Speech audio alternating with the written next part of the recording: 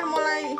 Pasangan suami istri Adnan dan Mira sudah 2 pekan menjalani isolasi mandiri di rumah akibat terpapar COVID-19 dengan gejala ringan mulai dari demam, nyeri otot, dan sakit tenggorokan.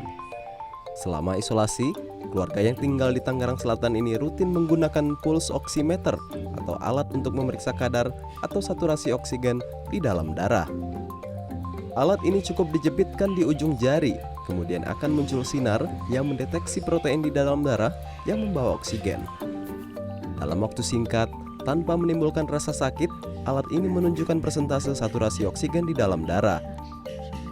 Ya sehari sampai ke PCR, jadi di sehari itu kita udah mulai nyiapin macam-macam. Kalau termometer sih memang kita udah ada ya.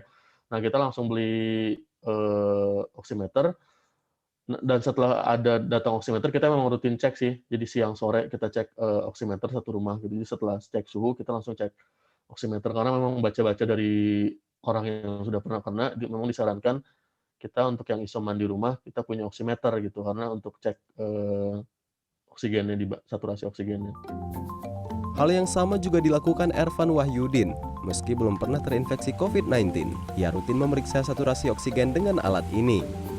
Pada orang dewasa, nilai normal saturasi oksigen adalah di atas 95, sedangkan jika di bawah 90, maka berpotensi mengalami hipoksia atau kondisi tubuh kekurangan pasokan oksigen.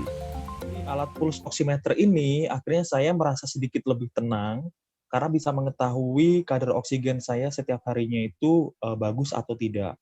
Karena kan kita tahu tuh bahwa sekarang ini ada yang namanya happy hypoxia ya beberapa.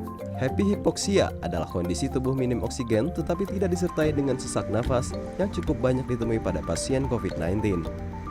Untuk menghindarinya, pada 26 Januari lalu, Badan Kesehatan Dunia WHO menyarankan saat isolasi mandiri di rumah, pasien rutin menggunakan oximeter untuk mengetahui apakah ada penurunan saturasi oksigen yang menandakan perburukan kondisi sehingga harus mendapat perawatan di rumah sakit.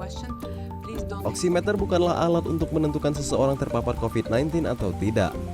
Menurut Dr. Andika Raspati dari Rumah Sakit Betsaida, nilai saturasi oksigen yang tinggi dari oximeter tidak bisa diartikan seseorang terbebas dari COVID-19. Ini pun sama, orang-orang yang misalnya dilihat, wah ternyata rendah, ya belum tentu COVID gitu. Kenapa? Karena ya tadi mungkin dia mengalami masalah yang lain selain COVID. Entah misalnya, let's say, paru-parunya memang bermasalah bisa.